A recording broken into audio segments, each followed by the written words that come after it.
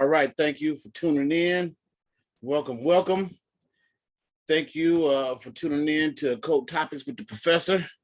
It is I, and I am he, the Professor, and I got a dope topic for today. But before we get started, I want to say, if you haven't already, hit that like button. We're about to dive in deep. Subscribe, share, all the good stuff. This is something I haven't done in a while. Anybody that's been following me on Facebook for a while, they know I used to share channels and things like that all the time. I actually had gotten away from it, but I had a channel that came through so strong over literally over the course of the last week or two. It just took me a minute to put the pieces together. Now, if you see over here on the screen, I have an image. It's a video. We're going to watch this. I'm going to tie it all in, hopefully to make perfect sense for you.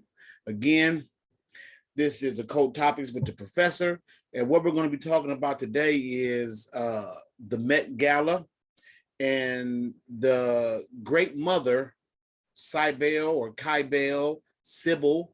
She goes by many different names. I just want to, the whole purpose of this, before we get in, I don't want to leave anybody hanging on a ledge. The whole purpose of this is I realized that some of the things that we find kind of, for lack of a better word, weird being a very magical word, but a lot of things going on today, especially when it comes to Hollywood and politics, and we look at these weird, just these weird rich people, and we figure, what are they into? What kind of code are they in? You know, all these questions come to mind. Well, I was in the process of doing research on the tarot cards, in particular, the High Priestess. And when I started that, this is about 2 weeks ago. And so just to back it up a little bit, give you a little reference. On my channel, I'm doing a tarot study. Even though as week by week goes by, what I'm doing on YouTube, I progressed beyond. So a couple of weeks ago, when I was personally on the High Empress card, channel came through. I kind of brushed it off, and not brushed it off. I gave myself time to digest it because it was kind of deep. And then over the last 2 weeks, of course, I've progressed since then from the Empress, from the High Priestess to the Empress card, and I'm moving on. But this caught my attention so tough. When I finally put the pieces together, I realized what the channel was saying. And what what was directed towards me, I'll be honest, is in relation to Bobby Hemmett, some of the things that he talked about decades ago that are very relevant now. And I think that for the most part, it might have went over a lot of heads. I mentioned previously the goddess Cybele, Cybele, Cybele. Actually, any moon goddess is going to be a derivation of this. And actually, it progresses backwards to Isis, Ishtar, Tammuz. It goes back further. So without further ado on that note, let's get started. Now, as I always do, I'm not going to sit here and just tell you my channel, because I got this information and then I had to research it. And what I used to research today, I have only 4 books. I had some other ones, but I didn't want to drag this out. I don't want to be super long like that. So the first book I'm going to talk about, I'm going to read out of, is A Dictionary of Symbols by Cirlot. This is not a very expensive book. I got it for around $10 used. I'm gonna say this to anybody out there, especially if you love listening to this kind of information and decodes, and you get all excited, but you also think to yourself, man, I wish I could get a download like this. I wish I could get a channel. The thing is, you listen to other people and you think these channels come in a coherent lump, like in the Bible when Moses saw a burning bush and the bush spoketh unto him and it told him plainly and clearly. Now, I'm not speaking for anybody else, but for me, it's rarely spoken out clearly. I'll see signs and symbols every day, everywhere in my waking life. And that's one of the main reasons why I have a huge library, because when something pops up, I want to be able to pull it up, not just on Google. Yes, I do use Google. Yes, I have an extensive PDF library. But I'm not going to rely just on that. I want my physical copies so I can read it for myself. So the first book is A Dictionary of Symbols by Cirlot. The next one is, let me get this where you can see it, A Woman's Dictionary of Symbols and Sacred Objects by Barbara G. Walker. She's the truth. Now, even saying that Barbara G. Walker is the truth, I still take her with a grain of salt. And I think that grain of salt, as I progress into this channel that was relayed to me and how I got to the bottom of it, she's not really too far off. I'll explain it. Well, the basis is the goddess. It was, in times past, it was goddess worship, then it progressed to God worship. And then where we're at now is actually the androgynous, the androgyne, the divine androgyne, because we have these three poles, just like we have the positron, the neutron, and electron. We have these three poles. We have the three pillars on the Kabbalistic tree of life. So these same things apply in terms, because these are all energetic principles. When we talk about gods and goddesses, these are energies. These energies are present all around us. Like Master Yoda said when he was talking to Luke, and Luke said he couldn't lift the X-Wing fighter out the water. He said the force surrounds us. You know, these energies are everywhere. That's why everything you see is a symbol. Every name can be traced back to something sacred, something divine. Everything around us is sacred. I don't care whether you're taking a poop, whether you're taking a dump, shit, whatever you want to call it, or if you're flying the airplane or swimming in a pool, anything you could name, it has a divine origin, because we are here in this realm of action where everything is condensed by this density to experience. The only way you can experience, everything must be available. All polarities, all dualities, it all must be there. But anyway, to get back on topic, so the next book I'm going to be talking out of is Barbara G. Walker's Dictionary of Symbols and Sacred Objects. And let me say this about this book. Another book that I got used for about $10.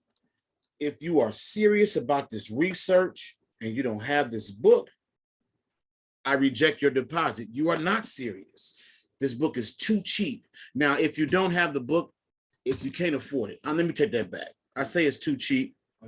If for whatever reason you cannot afford it, track me down. I'm almost certain that I have the PDF, and I'll send you the PDF. But eventually you want to get to a space, you want to find yourself in a space where you can afford to begin to build up your library. Because the only thing I say about having PDF is the fact that at some point, what if you no longer have access to the internet? What are you going to do then? You know, you're going to be like Denzel in Book of Eli, you know, wiping up with KFC wet wipes. I don't know. It's up to you. Now, the next book I'm going to be dealing with is the Encyclopedia of Spirits, the ultimate guide to the magic of fairies, genies, demons, ghosts, gods, and goddesses by Judika Illis. Another must-have book. This book I got used again under $20. Just like you have to sacrifice time to do whatever it is you want to do, you have to find a way to sacrifice money. Now, everybody's not balling. I'm definitely not. I work hard, harder than I should have to. And that's a symptom of my own little psychosis, I would believe. But even if you cannot afford it, stop lying to yourself. You were born in abundance. You might have to get creative on how you get it. Shoot, collect some cans, collect some bottles, whatever you do. But trust me, once you open up that valve, the books will flow. So I just want to say it's important that you begin to build your library, because when these channels come through, you don't want to just rely strictly on Google, even though I do. You want to be able to dig into your own resources. And it's all good, bud. You coming back? Yeah. All right. All right. Close the door behind you. All right. It's all good, man. If you don't, it's all good. That's my son. He's been along on this journey with me since he was born. There's not a single book I've read that I haven't shared with him. And I honestly say there's not a single interview I've done where he wasn't present. So he's 16 years old now, but we've been doing this for at least 15 years, at least, you know. So the next book that I'm going to be dealing with is, let me see if I can get that to show up, Sacred Sexuality. I want to thank Scott B. King Leo. He recommended this book to me, and I forget the price. I know I got it off Amazon. Sacred Sexuality by A.T. Mann and Jane Lyle. A.T.M.A.N.N. and Jane Lyle. So thank you, Scott. Book definitely came in handy. Now, this is one of those books that when he showed it on Facebook, I just was like, I got to get it. I haven't really been in it like that. I've looked every now and then, but the research I've done out of it today, or rather over the last 2 weeks, that has more than justified the 17, 20 bucks that I paid for it. So having said that, let's get started. Let's do it. Now, the first book I'm gonna go to is this J.C. Cirlot. I believe it's J.C. I think his name is J.C. Cirlot. Let me see what his name is. This is a good book. I lost the cover long ago. J.E. Cirlot. J-E-C-I-R-L-O-T. A Dictionary of Symbols. And this is actually the second edition. So for this, I'm going to go directly to the goddess, I believe it's Cybele, is the one I researched first here. Yes, Cybele. You know what? Before I get started reading, let's check out this video. And then we're going to tie it into the video. We'll do it like that. This is the cheese, and we're going to lead it to the trap. We're going to uncover this goddess. Now, what you see here is the 2019 Met Gala. Jared Leto, who's been in some pivotal roles but hasn't cracked yet, he actually showed up with a mock copy of his head. Essentially, he won't say castrated, but he carried around a copy of his head. Now, there's a lot of symbolism in that. Emasculation, castration, torn to pieces. You can name it. You name it. But I just wanted to show this because this was one of the last pieces to the puzzle for me in terms of this channel and what I'm about to relate to you. Now, I could easily did the gematria on his name, his birthday. I'm pretty sure it all lines up. I leave that up to some other scholar. Somebody else could pick this up and run with it. I didn't because I already know. Once everything lines up, you know the rest will too. One more. All right. So let me get back with his image with him holding his head up.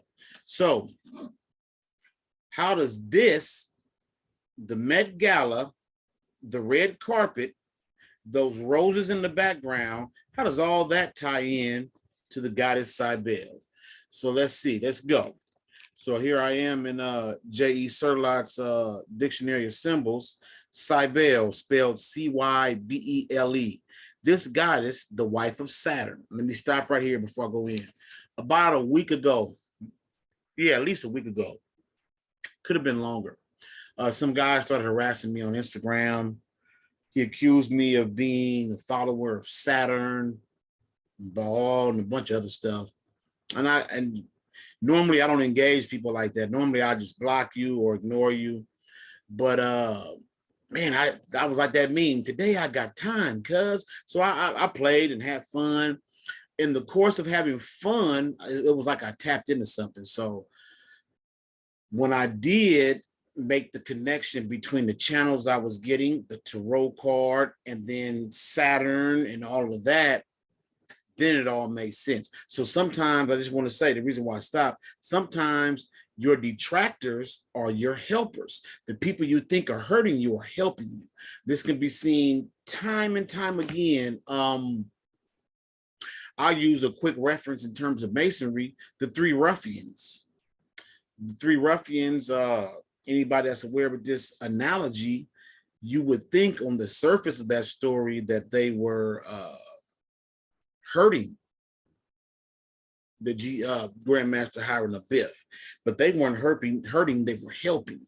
And so I don't know why my mind's kind of blank, but there's other instances. Okay, Samson and Delilah.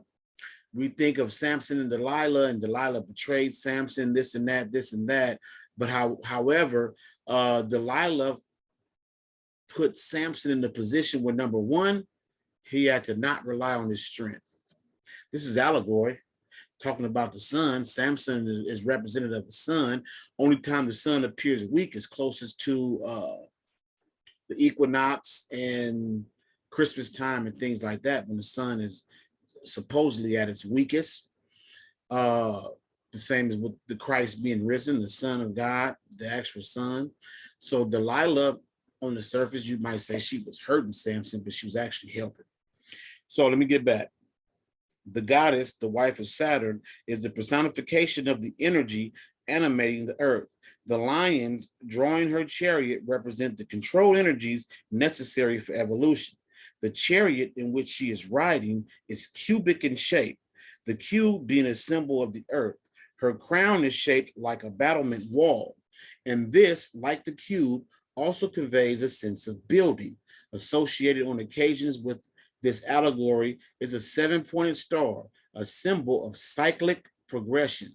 A lunar crescent, a symbol of the world phenomena of the appearance and disappearance of earthly forms in the sublunar world. Now, whenever you hear moon symbols, crescent, you should always think goddess, even though a very strong case can be made for Hermes, even Tahuti.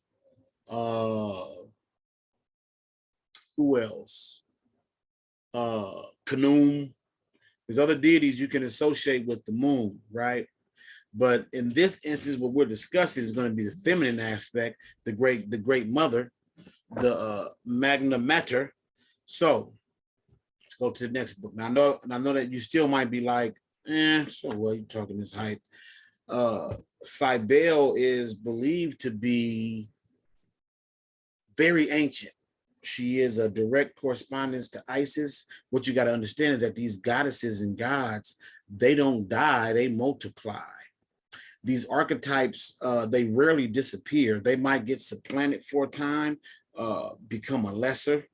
They might transform or combine with something else to stay around, but these energies will exist so long as they're needed. The next one we're going to deal with is the Encyclopedia, Barbara G. Walker's The Woman's Dictionary of Sacred Symbols and Objects. So what we're going to do here is I'm going to show some more correspondences to the goddess Cybele and how it applies to this whole scene we see right here with the head chopped off and all of that. Keep in mind also, this is a direct tarot correspondence. Anybody familiar with tarot knows that you'll see a lot of red. You see a lot of green and vines and growth. You see a lot of roses, red roses, white lilies, things of that nature.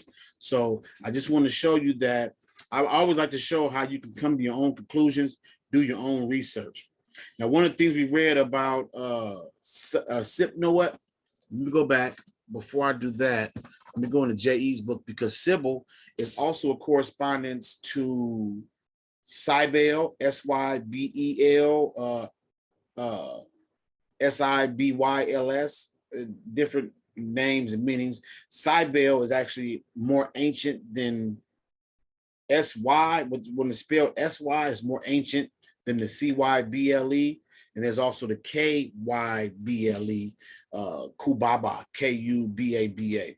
So let me get to that. I want to look up Cybele real quick. I apologize. There. All right, here we go. Let me see. Symbolism.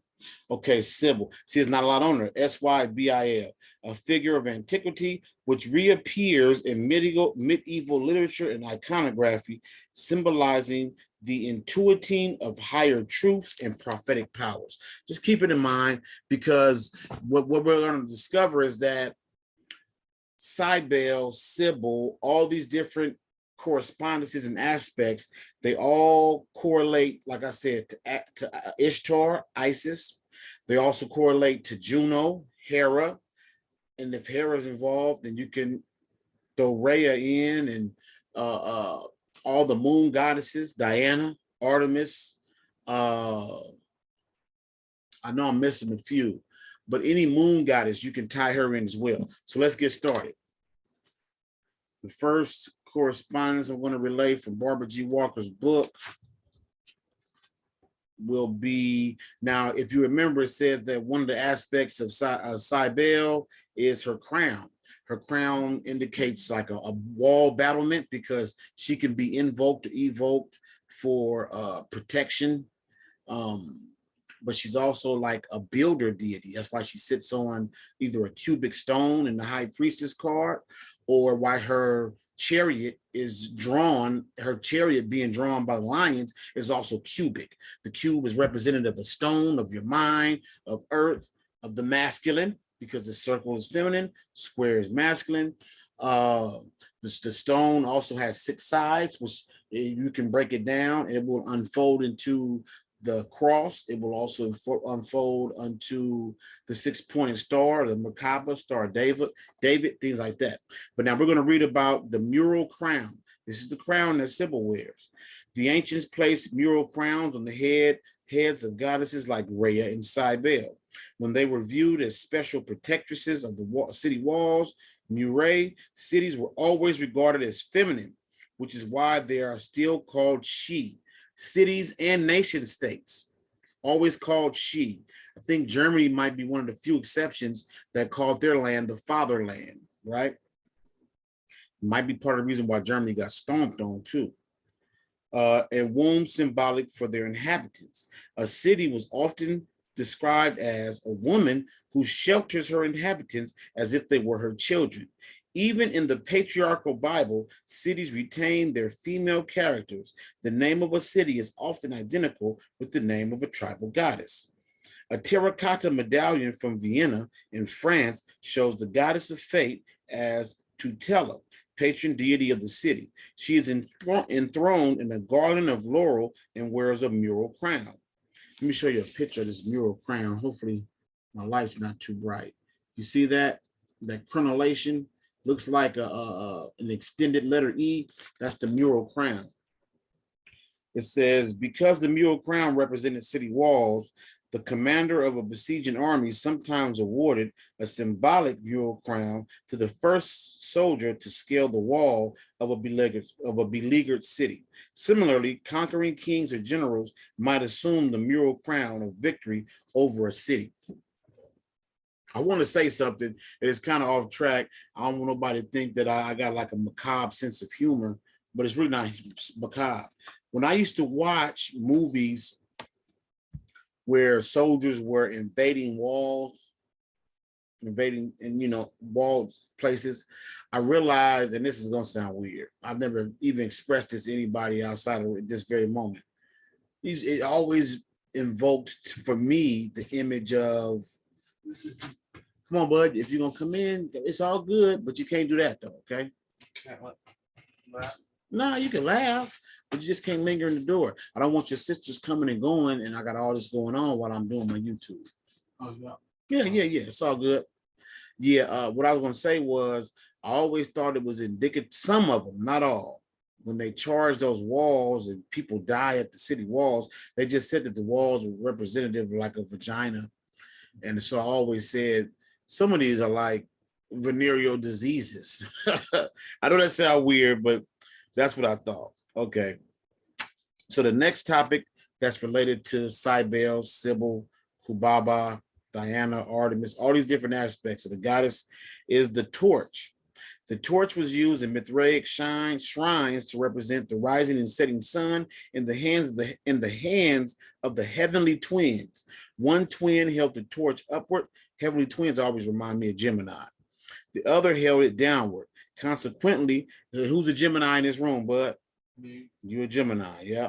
Consequently, the downward pointing torch also came to represent the solar god entering the dark underground phase, becoming the black sun. Whenever I hear black sun, I think of Bobby Hemmett. He was one of the first ones to point that out, that Bendu seed, that black dot, melanin, or the demonic Saturn. Now, I told you what started me on this trail of connecting these dots was being accused of a follower or worshiper of Saturn, this and that. So as I progress, you'll see all the Saturn connections. Like any other light source, the torch was often viewed as a protection against the powers of darkness. In the Hebrides, when clergymen refused to baptize a newborn baby right away, people used to carry a torch 3 times a day around the infant's cradle to repel evil spirits. After baptism, the church's magic was supposed to replace the torch. Holding high the torch or passing on the torch are metaphors for enlightenment. If you think about it, that's the Olympics right there. This torch of enlightenment being passed around. And while we may not see it today, we might see all the ills and evils and woes of the world. There's a huge amount of enlightenment, especially as we enter into this age of Aquarius. Okay, this is important to me too. That is why the torch and book of the Lady Liberty in Upper New York Bay were chosen to show that America's United States would provide education for all citizens. I think that's big because right now, what I'm attempting to share and show is that this goddess Cybele, under her many different names, is still active. And then the mere fact that the Statue of Liberty that was placed in America, it was placed there as a symbol for all citizens of the world. She carries a torch of illumination in the book. That reminds me of the High Priestess card, who carries a scroll with the words Torah on it. Torah being synonymous with law, but also being an anagram. If you jumble the words around, you can get Rota for wheel, wheel of fortune, wheel of time, which is synonymous with the Tarot. And because the Tarot cards are known as the Royal Road. And you also get Tarot, T-A-R-O. So here, this is when it all began to really take shape for me studying the different aspects of the Tarot cards. And we're going to tie it in real soon to this Met Gala. The goddess, it says here, the goddess of enlightenment in ancient Arabia was Hathor, known as the torch of the gods.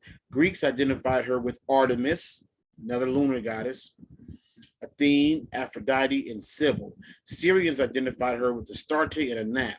Persians identified her with Anahita, who also had a torch for her symbol. Among her many titles were Golden Mother, One Born to the Gold, or the Glory. Glory being synonymous with Mercury. Mercury being synonymous with Hermes, and you can backtrack that to the moon. Kabbalistically, mythologically, however you choose. So we see that the moon is a very clear symbol for this goddess that is believed to have been gone for thousands of years. But this image right here is going to show soon that she's clearly never went anywhere. So this next one is, circumcision. Now, what I didn't read was the omphalos.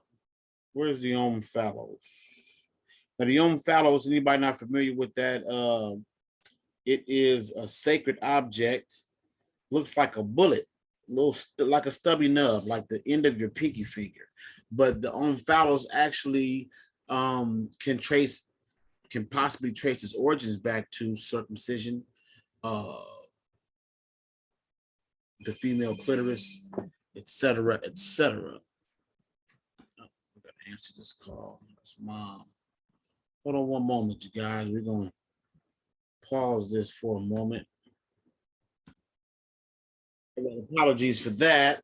So I was in the process of explaining the omphalos and its connection to Cybele and circumcision, because that's the next topic I'm going to read out of Barbara G. Walker's book.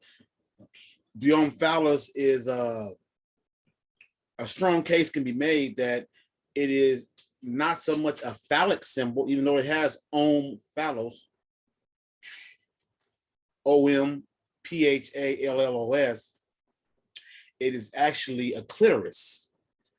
So let's see how that ties into circumcision. Circumcision. The antiquity of circumcision is attested by the fact that flint knives were generally used and by pictorial evidence dating to 2300 BC. The custom must have antedated the Bronze Age and thus, in all probability, the age of recognition of paternity. Circumcision and other forms of penile mutilation began as obvious imitations of female menarche, being performed on boys at the age when girls first bled, and even being described among some peoples as a man's menstruation. Among the Maasai, newly circumcised boys are still dressed as women. Similarly, in ancient Egypt, boys were dressed in girls' clothes for their circumcision rituals. Now, I'm bringing this up because it's very, you see, he has his head chopped off. He has his own head in his hand. I don't know why the word for getting your head chopped off is escaping me, but it's very applicable, circumcision, and what we see here.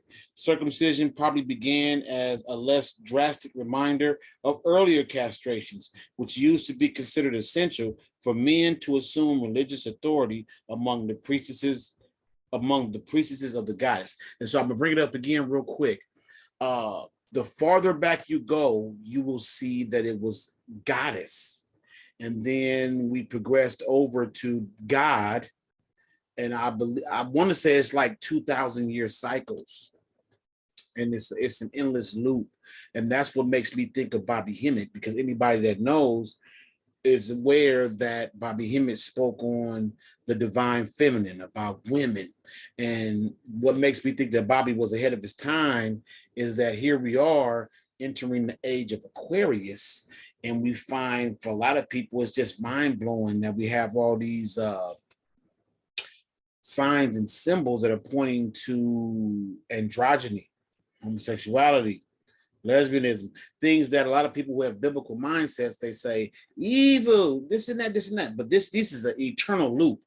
Anybody listening to this, you just happen to be here at this part of the loop. I'm not justifying, I'm not bigging it up. I'm not sharing my personal opinion, I'm sharing my research on it.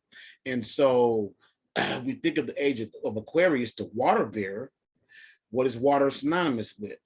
Water is synonymous with knowledge, the womb, femininity. These are all aspects of Cybele. So just like the tide goes in and comes out, these things come and go. They gain in prominence and then they go down. When we get to the Judika book, you'll see how the church, especially the Catholic Church, did their best to eradicate Cybele. And I sincerely believe, I'll speak on it when I get there, I know how she kind of like survived up until now, but she's popping right now, and we're going to get to it. Let me finish where I was reading that. Suffering castration and putting on women's clothes and behaving as women characterized many early priesthoods, such as those of Cybele, Omphale, which is the Omphalos, and the Mantes of Thebes. Eventually, the modified form, a symbolic offering of genital blood to the deity, was imposed on the male population, even by masculine gods, as a coming-of-age ceremony. However, religious castration was still to be found even in Jewish and Christian tradition. The Midrashic version of the story of Noah says that Ham did not merely uncover his father's nakedness, but like the Cronus-Uranus story, we back to Saturn and Jupiter, story that served as a model, Ham castrated his father. I had never heard that before. Sacred kings were often castrated by their successors, and this was considered an offering pleasing to the god. So right here, we see this man, even though he's symbolically cutting off his own head or cutting off his own penis, this can be seen as an offering to the god or goddess, right? Even where ceremonial castration was discontinued, however, its symbolic imitation often found favor with male gods. The Jews copied it from Egypt, making it a sign of their covenant with Yahweh. Transference of the ceremony from puberty to infancy was attributed to Moses, whose Midianite wife Zipporah did not like having it done to her infant. After cutting off the child's foreskin, she flung it at Moses, calling him a bloody husband. This is can be found in any Bible at Exodus 4:25. Now, this part about flinging the foreskin, the castrated foreskin, it's going to be real critical. And then we're going to, trust me, we're going to tie it all in. I hate to leave you hanging, but I got to get through the information before we get to the good part. I don't want to relate this as something I'm pulling out of the ethers or that was told directly to me. The male puberty ceremony was kept among the Jews, even though it became a bloodless one, and it evolved into the bar mitzvah. Later, priestly editors provided their circumcision ritual with a mythic precedent by writing it into the story of Abraham, Genesis 17:10, since they did not want to admit, or perhaps had already forgotten, that the ritual originated in Egypt. Let's go to the next reference. This is Cybele herself, Sybil. Cybele, among the most powerful women in Rome, were the oracular priestesses of Cumae, known as Sybils or Sybils, like the comparable name of the goddess Cybele. This meant cavern dweller, cave dweller. Cave represent the mind as well as the yoni. These are feminine symbols. The cult of Cybele was brought to Rome upon specific order of the Cumaean Cybele. The cave she occupied and its nearby lake were considered entrances to the underworld, whence the priestess could summon up spirits of the dead for consultation. So we're talking about a cave, consulting the dead for consultation. Cave being synonymous with the yoni or the vagina. You can also say that these dead are actually the unborn. These are channels. The priestess go in, get channels for the unborn. The Roman writer Varro, 2nd century BC, described 11 great Sybils and their attributes. I want to read a few of these because it's important. It ties into the torch. Sybil Persica carried a lantern and had a serpent under her feet. We know that symbol. He will crush you in the head and you will bite him in the heel, he'll crush you in the head. Serpent under the feet. That's biblical. Borrowed, of course. Sybil Libea held a lighted torch. Sybil Erythrea held a white rose and a naked sword. These are tarot symbols. Sybil Cimmeria carried a cross. Sybil Cumana was represented by an ancient stone manger. Sybil Delphica wore a crown of thorns. Sybil Canaya bore a reed and candle. Again, we have the light, the illumination. You would think, why would a moon goddess be associated with light? And that's because the moon is a reflection of light. The moon is one half of a duality. Even if we couldn't see the sun, we would know that the light was there because the sun reflects that light. This is the polarity. This is the duality. In tarot, the High Empress card is represented by Gimel. The path of Gimel goes from Kether down to Tiferet. This is showing a polarity from the blinding light across the abyss to the light of Tiferet. These are polarities. This same path of Gimel is on the middle path. So it's to be said that to face these things, you have to face these horrors, this truth about yourself that you might not want to hear. And this is what the light, enlightenment, this is what it really refers to. Not so much just pointing out everything that's wrong with the world, more so an inner work, a reflection of your work. You shine a light on your own, on the own dark night of your soul, and you get that gnosis of self. Now, the next one is the cave. Now, we just broke it down. Cave, yoni, vagina, feminine, etc., etc., etc. So here we are. Caves. Caves were the great natural womb symbols, Mother Earth, images worshipped by primitive peoples. According to Porphyry, Porphyry has Porphyry's cave, the cave of the nymphs. If you haven't read Porphyry's Cave of the Nymphs, yeah, if you're in a reading, you won't be disappointed. Before there were temples, all religious rites were conducted in caves. In Sikkim, the gods and earth spirits were established in the 4 great caves, oriented to the cardinal points. The Hindu mother of caverns was one of the oldest emanations of Kali. So the name is Matrika Devi, mother goddess, named Kurukula. So we see here that Sybil, Cybele, Kurama, Kumana, all these aspects actually trace back to Isis and even Kali. Now, Kali rolls out the red carpet like the Met Gala. Anybody familiar with the symbolism of Kali? Where is her red carpet at? It's right there in the middle. It's rolling down in front of her yoni, in front of the vagina. The red carpet is the menstruation. Maybe at some point I'll share it another time.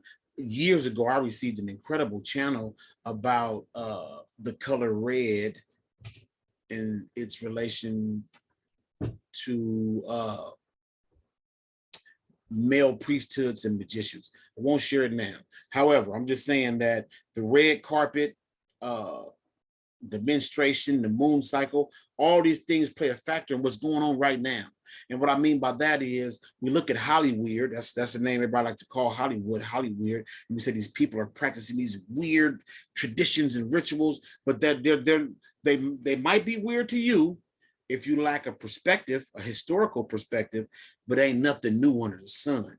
Everything goes in this tight loop and it comes around and around, whether it's every 2,600 years or whether it's every 200,000, 260,000 years. This tight loop is going to continue so long as human beings got to put that work in, so long as this realm, this Asaya, so long as this kingdom is necessary. But let me finish. Because for me, this is indicative of what Bobby Hemmett was teaching about.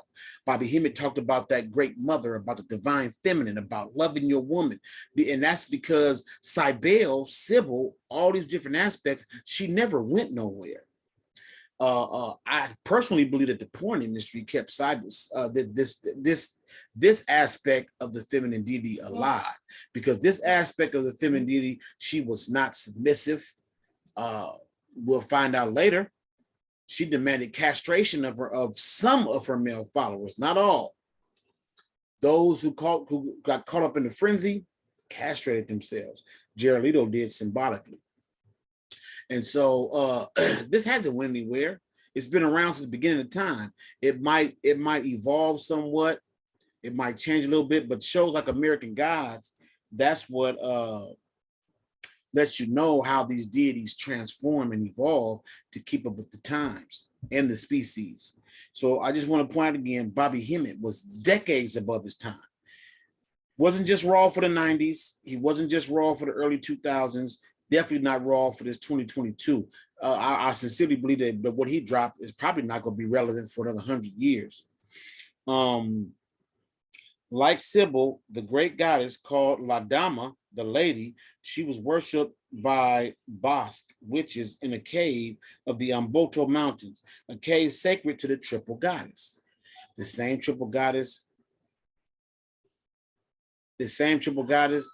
is relevant in terms of the Virgin Maiden and the Crone, again to the High Priestess card, so on and so on. Also, just to tie it into Bobby Hemmett, since I've been talking about him, what was that drink? What was that drink he always talked about?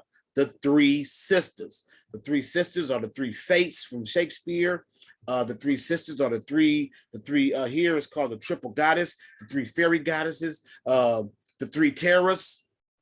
These are all aspects of the Triple Goddess. Bobby Hemmett was, man, he is, I'm not gonna say he was, he is the truth. And he was decades ahead. And so let's go to the next one, which is, the bull. Now you might think, what does the bull have to do with the goddess, everything going on? Think about the Spanish games. What's the name of that game? Bullfighting, where they attack the bull. The bull's gonna be bloody before they actually take it down. This is paying homage to the constellation of the bull. And if you think about it, Set Typhon is also known as a bull, or the bull's haunch, a bull's leg. You might not want to hear this, but if you go back far enough, Set was actually a female. You can find this in the Bull of Umbos by Maud Morgan. And one of the colors for Set was the color red. So I'm just tying this all into the red carpet, Sybil, the goddess, the transition from goddess worship to God worship. And then what comes next? Got to be the third option, the androgyne, the divine androgynous. I'm not going to read this on the bull. I'm not going to read this on the bull. I want to keep it moving because I want to get this other information. We also have the lion. The reason why the lion is relevant is because Cybele, she rides on a chariot drawn by 4 lions. A lion is a symbol of strength, of the sun, of virility, fertility, masculine, sometimes feminine, but usually masculine. The fact that Cybele, a moon goddess, is being drawn by 4 lions, the moon is always said to be chasing the sun. So I think that that's very relevant in and of itself. And then because I want to get through this information and then get to this other stuff. Oh, the rose. The rose is also an aspect of this goddess. What do we have here? Roses at the Met Gala, red carpet. Rose. No flower, with the possible exception of the lotus, has borne so many connotations and interpretations as the rose. Throughout the Orient, the flower of the goddess was the red China rose or scarlet hibiscus, 5-petaled like the classical rose. Before modern multi-petaled varieties were created by selective breeding, like the 5-petaled apple blossom and the 5-lobed apple. The pentagram. The pentuarch. Yes, ma'am. No, I'm not. When? When? Yeah. Within the next hour? It's 5 o'clock, right? What are you guys trying to do? Swimming. Go swimming. Guess what? Your mom's on the way back. Maybe she'll take you swimming. Gas. You saying gas? I know she's not. All right.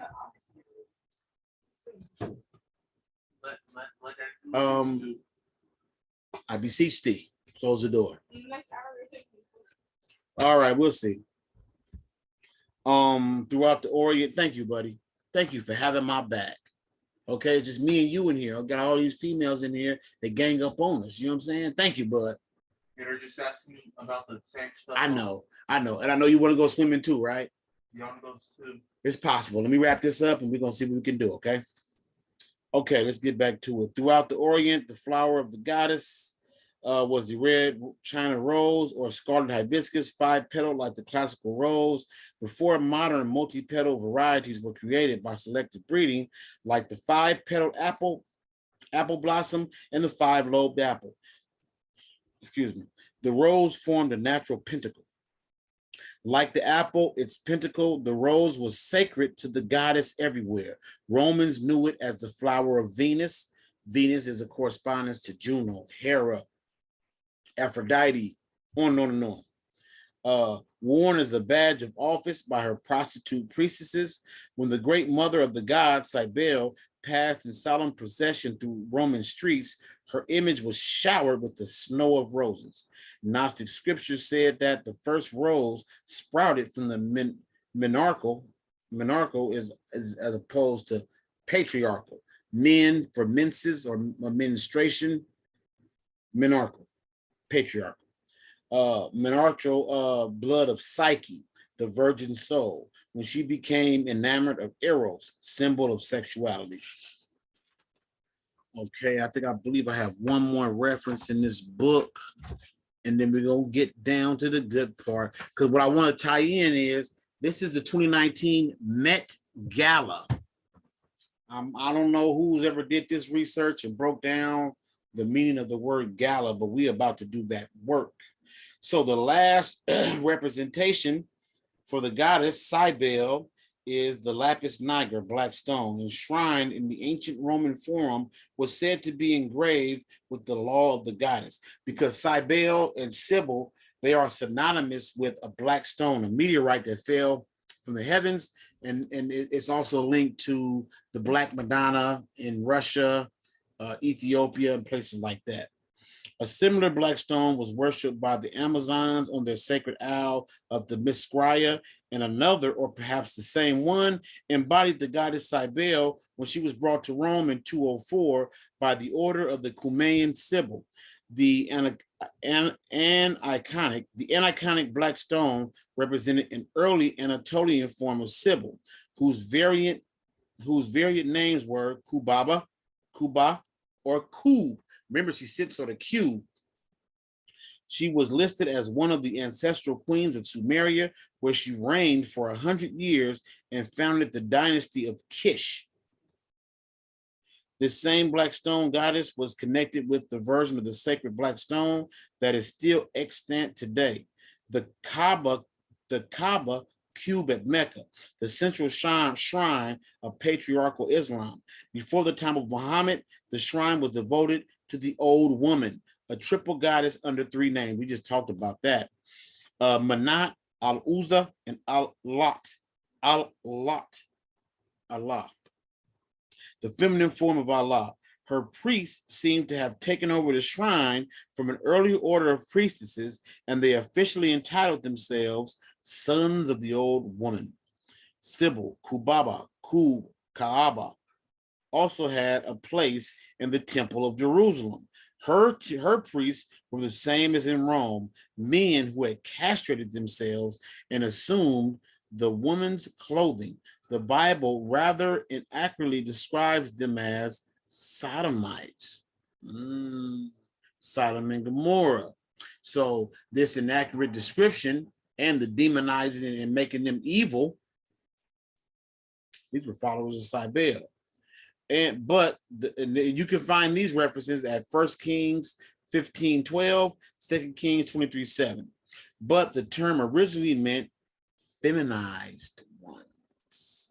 So sodomized meant feminized ones. Now, I know a lot of people right now probably mad at me. You're probably gonna stop following me. Man, no, Brother Bill ain't sitting here justifying no sodomy, no homosexuality. I am sitting here relaying information in the channel. Personally, I'm of the knowing that anything that happens, my ancestors and your ancestors, all those who came before me, they definitely knew it was coming and they allowed it to happen. Do I have to participate? No. However, it's coming down the pipe regardless. So if you at bat, you can swing, or you can get out the game and watch and cheer, or you can watch it on TV and you can critique. You could be an armchair, or, the next day after the game, you could say, well, Shaq should have did, Steph Curry should have just went to the left to dribble. That's up to you. I'm just relaying this channel because this channel that I got, I just realized that, Cybele running, I say the world, but running America is synonymous with running the world. And that's what's going on. So now let's get down to the good part. Let's read about Cybele. And I'm talking about the Cybele. Actually, you know what? Since Cybele is a correspondence to Juno and Hera, let's walk it up to that. So Juno, also known as Uni, origin Etruscan, Italian, Latin. And we've been talking Bobby Hemmett. Anybody know Bobby Hemmett? When you hear Etruscan, it's quiet. Okay. Type it in the comments. Tell me about the Etruscans. Oh, you know what? While we talk about the comments, let me stop real quick. I got something for y'all. I'm gonna see who's gonna take advantage of this. Wait till we get to the good part. What is that? I got a book. I'm gonna get this sucker away, buddy. I'm gonna get this book away. All right. This is an Easter egg right here. Money Magic by Jade. This book can go anywhere from $8 to $400. Look on Amazon, you can see what it's worth, but the price fluctuates at the stock market. If you saw this part right now and I waved it back and forth, all I need you to let me know is if you want this. I bought copies, I was gonna sell them, but the spirit moved me and said, don't sell it, give it away. So this is Money Magic by Jade. It has money rituals. If you want this book, all I want you to do is in the comments section, type in when we get down to the good part, this is your book. Once you do that, I'm gonna shoot you my email and you can give me your address, and this is your book. Money Magic by Jay. Like I said, the price fluctuates. Right now, it might be $400 or it could be $8. For you, it'll be free. Okay, we're talking about Juno. Juno was the spirit of time in charge of organizing the orderly division of time. We know this because the lunar calendar was the first calendar. The 12 months, the 12-month calendar is actually a lunar calendar. I'm not going to read it all. Her iconography is depicted as a veiled woman bearing a flower in her right hand and holding an infant in her left. Let's see what else we got going on. Okay, here's Cybele, Kybele, the Magna Mater, the Mountain Mother, also known as Cybele, Cuba, Cubaba. Now we know that Cuba is a direct homage to the goddess Cybele, and Cubaba is actually in reference to the Kaaba stone. Earth's oldest surviving goddess was once a forest witch. Cybele's cult is considered Earth's most ancient religion. A clay statue excavated at Katohayuk, now in modern Turkey, dated from between 6,000 to 8,000 years old, depicts a woman flanked by leopards. Although no nameplate was attached, it is recognizably an image of Cybele. Ancient Anatolians called her the Mountain Mother. The Romans called her Magna Mater, or Great Mother. Because remember, matter, our word for matter, comes from Roman and Greek and Latin. Matter means mother. So I was always blown away when they said Black lives don't matter. That was saying that the Great Mother didn't matter. Matter means mother. So Black mothers, oh wow. But yeah. She seems to have originated in what is now Turkey and then traveled to the Middle East. The Hittites called her Cubaba, which evolved into the Phrygian Cybele and eventually the Roman Sybil. Some associate Siduri, the sacred harlot who tends the bar located at the world's end with Cybele. See also Siduri. Siduri is spelled S-I-D-U-R-I. Cybele is usually translated as cave, place of caves, or cave dweller. Cybele and the Sybils are both associated with caves and prophecy, and it's believed that the original Sybils were Cybele's priestesses, although at least some eventually became independent practitioners. Legend has it that Cybele was an unwanted child left exposed to the wilderness. So we see that there's several different accounts, but for Abraham, being left unattended with no mother, being suckled by the finger of God, we see its origins. The leopards and lions who discovered her raised and nurtured her, a leopard serving as her wet nurse. This also can translate to the myth of Zeus. Zeus was fed by Amalthea from the horn of plenty, the cornucopia. Remember? Where we at? Here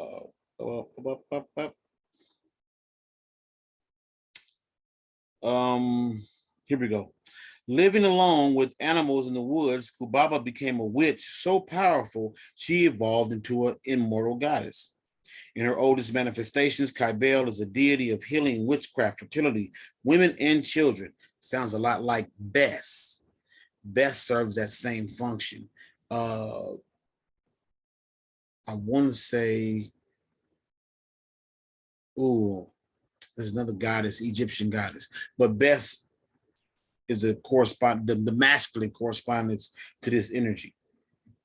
Rites were held in forests and caves and included ritual possession, ecstatic dancing, intoxication, music, and sacred sex. She is closely identified with Dionysus and with Hecate, who hails from her neck of the woods. Before her arrival in Rome, Cybele was associated with women, slaves, and the poor, not with the elite, and already bore a somewhat dangerous reputation. In 204 BCE, the Romans fetched Cybele in the form of a meteor from her shrine at Persenissus in central Turkey. The Oracle of Delphi had forecast that Rome would never defeat Hannibal unless Cybele was brought to Rome.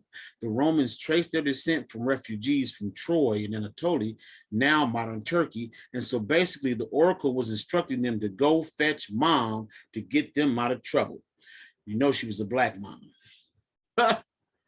Cybele was brought to Rome in triumphant procession, and in 202 BCE, as the oracle predicted, Rome defeated Hannibal. The black fist-sized meteorite became the face of a silver statue and must resemble some Black Madonna statues. The Romans combined Cybele's mythology with that of the Greek earth goddess Rhea, so that now it can be sometimes difficult to distinguish between the two spirits. So when you're dealing with this energy, it's actually okay if you appeal to her as the Black Madonna, as Cybele, as Cybele, as Rhea, or Hera, or Juno, or Artemis, or Diana. The ors go on and on. In Rome, Cybele's rites evolved. Secret rituals once performed in hidden caves and forests now occurred in public streets during processionals attended by thousands.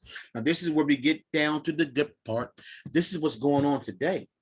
These secret rituals that survived in caves and anonymous places and small groups of people, they're now being performed for the public by thousands of people.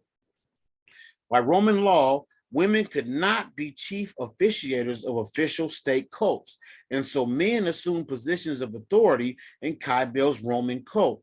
That had been previously assumed by women. Cybele was served by priestesses and by transgendered clergymen known in Rome as Galli, singular, Gala or Gala, or Gallus, literally hen or rooster. Now, where is Brother Panic's book? I got Brother Panic's book, The Occult Origins of Hollywood. Where's that sucker at? Let me get down to the good part. Where's Panic's book?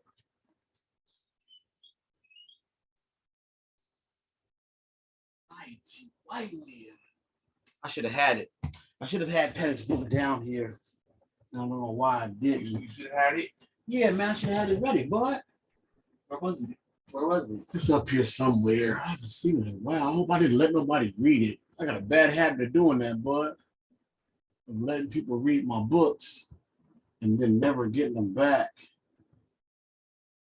This is gonna bother me. Yeah, this is gonna bother me. Okay, let's keep it moving. But in Panic's book, The Occult Origins of Civilization, Volume 1, Hollywood, he makes a very relevant to this conversation. He makes a very relevant point. Hollywood has kept up a lot of these. Well, I won't say they kept it up.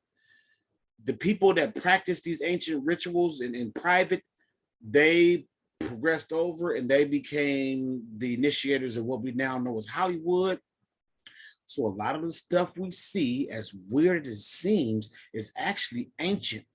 It's actually powerful. Do you have to castrate yourself? Do you have to become a transgender? Do you have to be all for Pride Month and all whatever might chap your hide? No, you can still tap into this energy because it's a very profitable one. It's a very, you can change your stars. You know, so what I'm saying is the followers of Cybele, Cybele, they weren't all castrated followers. Matter of fact, the men who castrated themselves, they got caught up in the moment. They got ecstatic. We're gonna read some more, and yeah, they went too far left in terms for me. But hey, if the spirit move you, knock yourself out. So where we at? The gala. Now, this brings us to the part about the Met Gala. So a lot of times you see the Met Gala, you see all these men of different races. They have on dresses and they dress very, very effeminate, and they wear a lot of red, These are all symbolic castrations. These are all professions to the goddess Cybele, Sybil, wherever. Now, do I think that these actors know? Not the majority. Definitely not Jared Leto. Man, this boy movies is bombing left and right. They just re-released Mobius and it died a second time. His Joker died.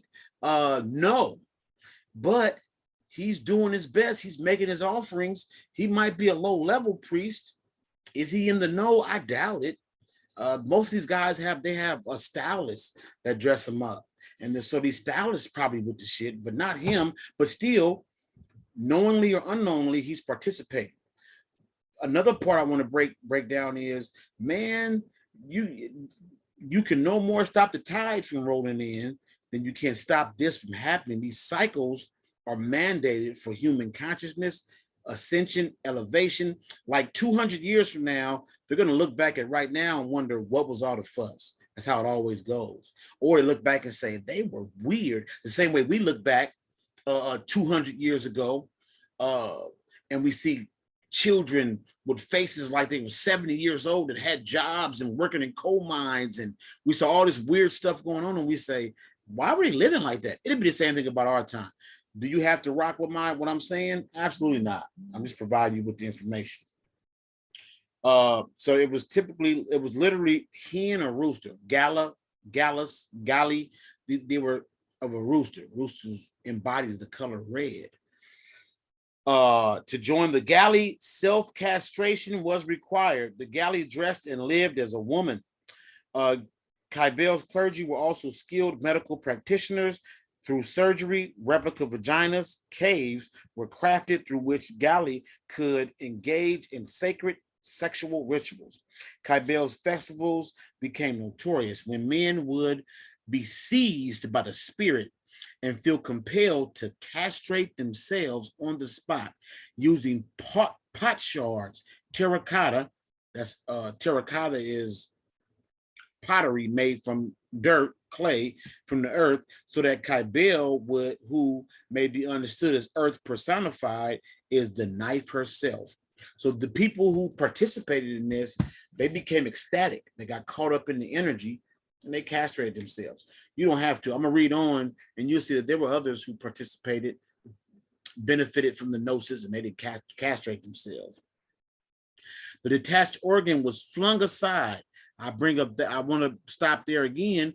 What happened when Moses had his wife castrate his child? She flung it and it slapped against a door. And that's how the Jews said, if you have the blood of the lamb on your door, your firstborn will be born. That was a sign of castration, and it could be tied into worship of the goddess Cybele, Sybil, Kubaba, Kumara, on. The detached organ was flung aside. The house that it hit was considered blessed. Its owner was expected to purchase the ritual wardrobe for the new gala. Can you imagine having a penis flung at your door, a castrated penis flung at your door, and now you're obligated to buy somebody an outfit for the next event? But at this time, it was considered a blessing, or whatever. Kept you from getting your head chopped off for certain. Cybele's primary myths, or at least those that survive, also invoke castration, death, resurrection. It became a scandalous faith and was periodically suppressed. With the advent of Christianity, serious efforts were made to eradicate her religion. Among other reasons, the early church despised Cybele for the prominence of women, homosexuals, lesbians, and the transgendered in positions of authority. In urban areas, her devotees included a high percentage of men, intellectuals, and elite, but she was also extremely popular among the poorer classes, and so was perceived as a strong competition for Christianity.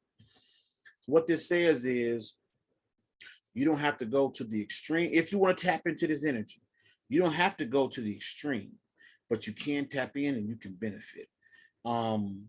There was something I wanted to point out. It says here that the church hated on the followers of Cybele because the era of patriarchy had kicked in and women couldn't be the leaders of a cult or a priesthood. But prior to the patriarchy was the menarchy, when women did rule and women did held the places of high. And any man that wanted to devote himself to the priestess had to castrate himself.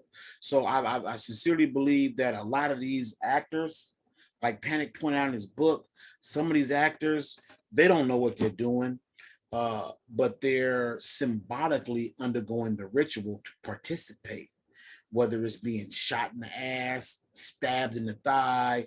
All these things are synonymous with sex, penetration. Like it says, the followers of Cybele, they constructed artificial, after castrated, they constructed artificial vaginas to engage in the act of sex. So what I'm pointing out, I just want to kind of demystify what we see going on here today, and to say that it's not so much something new. It's actually something ancient, something, if you listen to Bobby Hemmett, and if you rock with it, we was the first, everything originated from us. So again, I'm not promoting that you engage. I'm promoting understanding, because understanding is a choice. And everything down here is actually sacred, from everything, because spirit descending into matter, becoming condensed, doesn't make it any less holy or spiritual, just makes it more dense, more visible, more tactile, for lack of a better word. So let me finish this up, and then I'm gonna get to this sacred sexuality.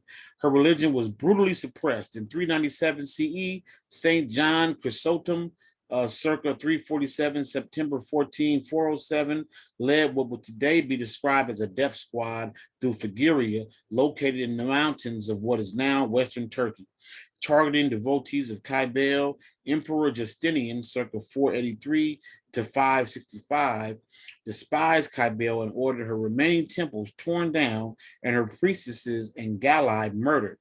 Her sacred texts were burned, although her veneration, was widespread. None of Cybele's temples remain. Various ruins may be visited in Turkey. St. Peter's Basilica in the Vatican was built directly over her temple. Parts may survive under the foundation. Some believe that her sacred meteorite is buried there too. Now, what I also want to say is, yes, a lot of our sacred rites have been corrupted and they are being abused and misused. But again, these are energetic archetypes, and they're going to express themselves however they need to express themselves. It's my hope that with a new understanding of these energies, maybe we can bring about some correction. It doesn't have to be so far to the left or to the right, but that middle path, that gimel, from Kether to Tifereth, or from Tifereth to Kether, that true light, the blinding light. Because a lot of people assume that light means revealing, but light can be just as blinding as darkness. So I don't know. I don't want to ramble on and on. So let's get to this is Sacred Sexuality by A.T. Mann and Jane Lyle. I'm not going to read a whole lot because, as you can see, my kids is on one. They want to go swimming. So I'm going to read a little bit and then we'll move on. Cybele, Magna Mater. We already talked about that. That means the great mother. Mother of all gods, the mother of mortals. Sing of her for me, muse, daughter of mighty Zeus, a clear song. She loves the clatter of rattles and the din of kettle drums, and she loves the wailing of flutes, and also she loves the howling of wolves and the growling of bright-eyed lions. Remember, Remus and Romulus, who founded Rome, they were suckled by wolves. She was suckled by lions. So the Romans definitely made a connection or a correspondence to their mythology, their personal masculine mythology, to the Cybele. But you also have to realize that wolves are lunar symbols as well, right? Cybele, also named Magna Mater, Great Mother by the Romans, was a fierce and terrible goddess. Remember, she's also corresponds to Kali, and that's the fierceness. Her death-dealing aspect and love of noise and blood sacrifice are reminiscent of the Indian goddess Kali. As mother of the gods and all living things, worship of Cybele extended all over Asia Minor and into Western Europe. It was brought to Anatolia by the Phrygians of 13th century BCE, but seems to have been a widespread cult with links to Lydia in southern Turkey, where she was also called Cybele, and to Mesopotamia, where her name was Kubaba, mistress of doves. Remember, God impregnated Mary with the dove. Dove went put them peas in her ear, right? A bird sacred to Venus slash Aphrodite because of its overly affectionate mating behavior. Cybele's totemic creature was the lion or leopard, and she was accompanied by her son slash lover, the shepherd boy Attis, who, like all ancient consorts, was sacrificed and regenerated annually. We think about that, the Christ, because she's also Attis and Cybele, their relationship is with the evergreen, the pine tree, stays green even during the winter.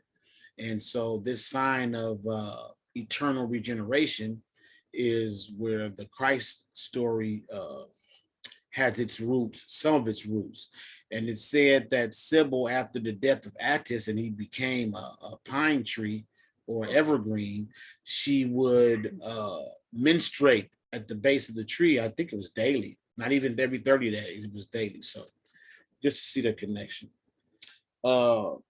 Cybele's totemic creature was a lion or leopard, and she was accompanied by her son slash lover, the shepherd boy, Attis, who, like all ancient consorts, was sacrificed and regenerated annually. Cybele was brought to Rome on the advice of Sibylline books on April 4th, 2004 BC, at a time when Rome was under severe threat of invasion from Hannibal's army. We already covered this, but we'll go through it anyway. These books, records of prophecies spoken by legendary female seers, were consulted by the Romans. Makes you think of the seers of Delphi, essentially a follower of, because there was the Delphic aspect of Cybele. Yep. Just as the Greeks had consulted the oracle at Delphi, Cybele became the mother goddess who must be brought to Rome if an invading army were to be defeated. Her image was duly carried with all pomp and ceremony to Rome. Some years later, Hannibal was defeated and the goddess assumed an honored place in the city. Attis, as Cybele's consort, is one of the many vegetation gods. You know who else is a vegetation god and happens to be green? Osiris, who must die and be regenerated as a symbol of eternal life. The priests of Cybele castrated themselves with sickle-shaped knives or flints in honor of their fierce goddess. The story of Attis's fall from grace and the story of, let me see, did I get that right? Yeah. The goddess and the story of Attis's fall from grace. In the myth, Attis was loved by Cybele, who ordered him to remain faithful to her or celibate in some versions, but he was tempted to betray her with a tree nymph. Tree nymph, evergreen, pine tree. Once his lust was assuaged, he realized what he had done and was driven mad by remorse. As he bled to death, violets sprang from his blood, and he was transformed into an evergreen tree, usually depicted as a pine tree.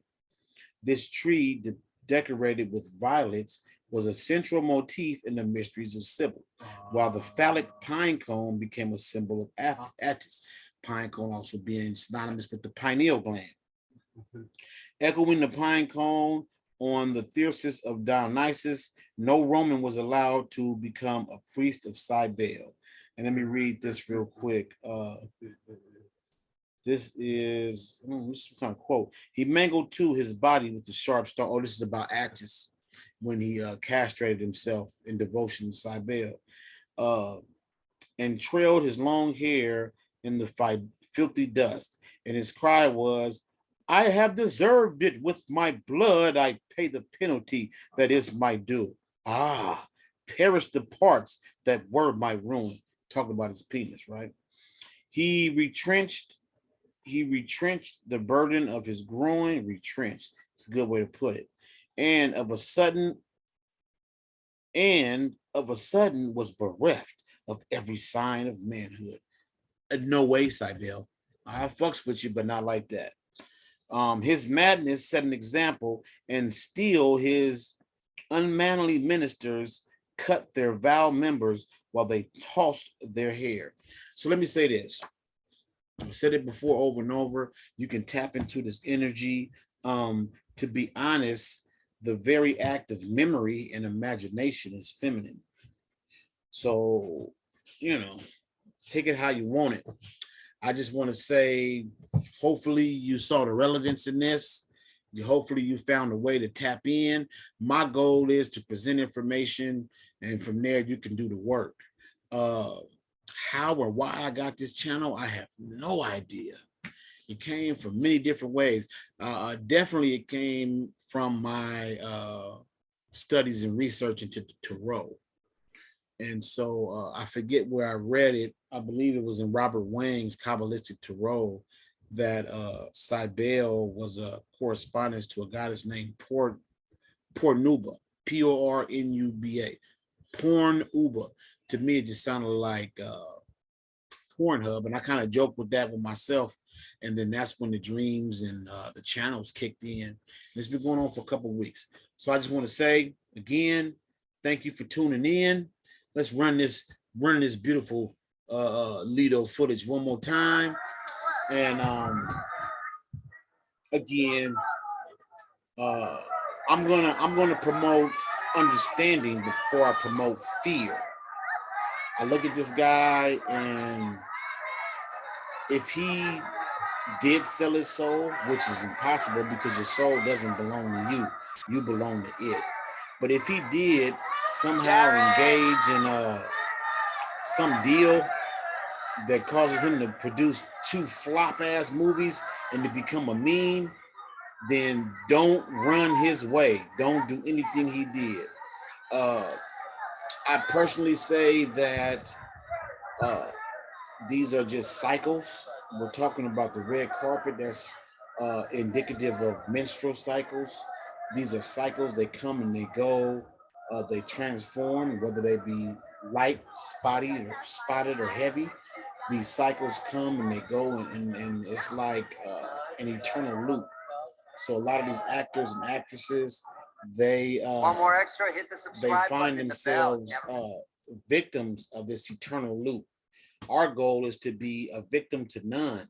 Cybele is just an energetic archetype. She doesn't run you. She runs around this mug.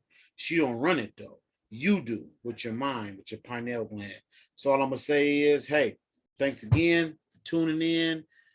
Make this information your own. Like, subscribe, share, and peace.